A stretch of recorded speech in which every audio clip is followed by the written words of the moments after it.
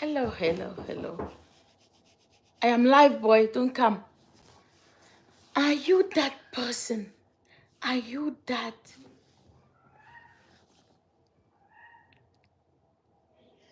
Yes. Are you that person in a relationship who is feeling that the other partner is not, is insecure? Have you ever experienced that? And you get to think, I am thinking my partner is insecure. Did you also get to ask yourself, am I myself also insecure? When you ask those questions, you get to understand.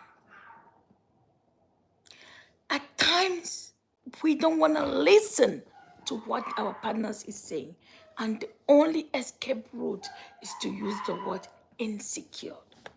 Whereas that's absolutely not what is happening. It's because your partner cares. It's because your partner is loyal to you. It's because your partner loves you so very much. And when you love somebody so very much, you kind of protect that thing.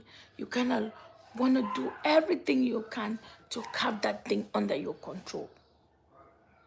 But most of the time, we rush to, oh, she is insecure.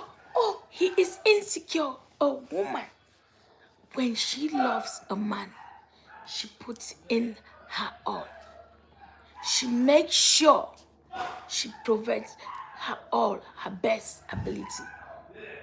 And if a woman is telling you, a man who is keeping a lot of female friends, that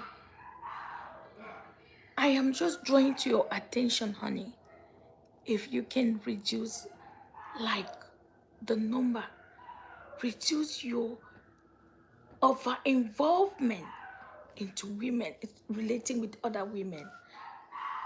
I am not, she's just saying it from an honest point of view. Because you can doing that with no harm, but the women can be coming with different intentions. When a woman shares that with the man, that's because that woman loves you and intend to protect and guard what she loves.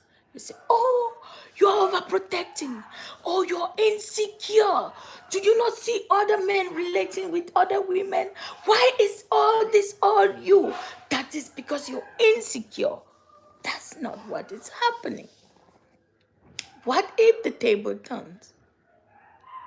Your man, your woman is working in a place all men. Hey sis, your woman is working in a place where it's all men. And you are already worried. You are already thinking that she can be cheating, whereas she is not. Or she's relating with too many men. Maybe because of work, maybe has been her lifestyle. You just have to draw it to her attention. Tell her, sweetheart, do you know something?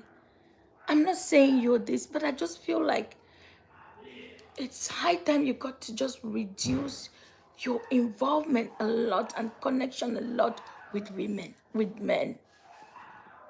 That's because that man cares. That's because that man loves you. You know, let's be realistic and honest. If you love something, you hold tight to that thing. You keep it personal. You protect that thing. You don't want to lose that thing for any reason. And when you are saying that, people want to escape. They want to use it as an escape point, and they say, "Oh no, you're being so over possessive." At times we misinterpret things. That is just genuine love trying to protect. You see a man, hi Caroline, you see a man who leave the house and will pass through different friends, women, 3 before reaching home. And it's okay for him. And it's completely okay for him. But when you draw his attention, he's going to tell you, oh, are you insecure? Why are you worried? Have confidence in me. I've known these people for. But you've known these people for a long time when you were single. But now you're married. The time you're going to be spending with them, the time you're going to be living with them has to be reduced because you have people at home that also need your attention. We are not saying you completely cut off from your friends. We are saying that you should be reasonable. Because at times, some men, they are married, they only meet their women when it's time to sleep. They spend the time all outside. The little time that they have, they go spend with friends. And they only come to eat. At times they don't eat because it's late and they just go to bed. So you guys only meet at bed. And when they meet, they, oh, I'm tired. I've been running the whole day. I'm so tired. And then the next day, it becomes a pattern. Whereas the small time that you have to share with your family, you're busy spending it with other friends, opposite sex friends. It is but normal and socially or intellectually understandable that when you are in a relationship, it's not that you let go your friends, but you reduce the connection with the opposite sex. You reduce the too much closeness with the opposite sex. Because you never know. Something can happen that you can be beyond your control. But it doesn't mean if you're working with them at the work, work has work boundaries. But when you're done work, head home to your family. If we learn to do it this way, we will not be calling each partner insecure, over possessive. You're doing this, you're doing this.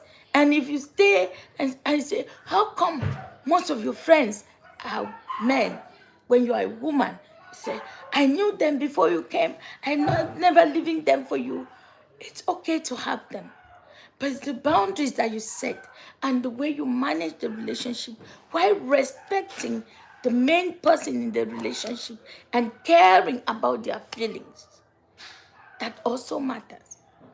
Do you know a woman would check out of a relation emotionally, physically?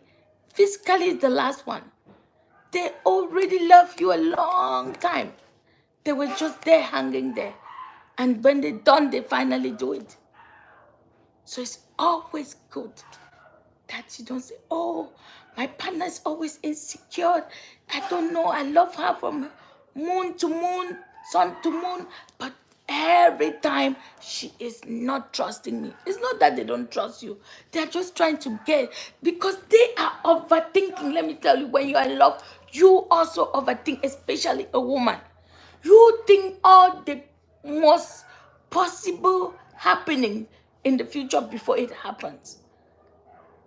If this person is over relating, over calling this person an opposite sex, you start thinking this, or calling the same sex, you start thinking for a long time they're doing this. A lot of things start happening. And before you know, you start having your intuition telling you this, telling you that. And you say, oh, and the woman's intuition is not ever always wrong. But they always see the possibilities happening that fast in the future. And for them to guard and protect their stuff, they tell you ahead of time because they care. They don't want to blame themselves and say, I wish I had told him. I wish I had told her, don't do this. When you are in love, that matters. When you are in love and fully in it, you want to protect it. You want to guard it because you don't want to lose it. And when they're asking questions and saying, oh, honey, don't you see that you're over-involving, over-relating, over-calling this person, opposite sex in general? Just try to reduce even this. Try to spend your time. I'm just thinking it's just a concern. When they're bringing up, when your partner is bringing up the concerns, please, don't bully your partner. Don't overshadow and shut them down. That is what most of us do. Or we're just going to say, oh, you are so possessive. Oh, you are so insecure. You are already in the house. We've signed the papers. Why are you so worried about? You should trust me. Trust me. There are many times that they will trust you and they will become failures. They're trusting you, but you're a human being with flaws. You're a human being. If you're drunk, if you're given a drink that they put something there, you're not going to control yourself. You're already in a different body. But we say all those things when we don't think of the unthinkable. So the short talk for today is that don't always count or say or categorize that, oh, your partner is over possessive. Your partner is insecure. Don't allow your insecureness to come. Those words are not good. They are not insecure. They are just guarding after their heart because they know the pain. If you are in pain, they are in pain. If something happens to you, it happens to them. They want to protect. They want to guard. You will say you're an adult. They are adults too. And when they want to do the same thing, it's so unfortunate that people will do things. And if the table turns, they cannot handle that. Each time when you're saying those things and say, oh, you're insecure, you're possessive, you're this, remember, if the woman start doing the same thing, are you ready to take it? If the man start doing the same thing and serve you with the same dinner that you're serving them, will you like it? Until you know you can. Don't do the things you cannot accept. Protecting your own. Be reasonable. Listen. Try to ask questions. Why are you thinking like this, sweetheart? Tell me more. Is there something I'm doing wrong? Or what are you thinking that's going to happen? She may say, staying long out with the opposite sex, you can go drinking and you get tipsy, and you know what happens. Things can happen when you're tipsy, you're not in with your reasonable self. You can go, and if the person is desiring you, the only way they can get you is put something in your drink, put something in your food, and get what they want. It's not that you did it deliberately, but something led to something. But that's why you discuss all of that. Ask questions to know where your partner is coming from. Reflect after the discussion and see if there's any genuine reasoning there. Because at times we rush into conclusion. And most of the time, things are said to you and you disregard them, and before you know, the things happen.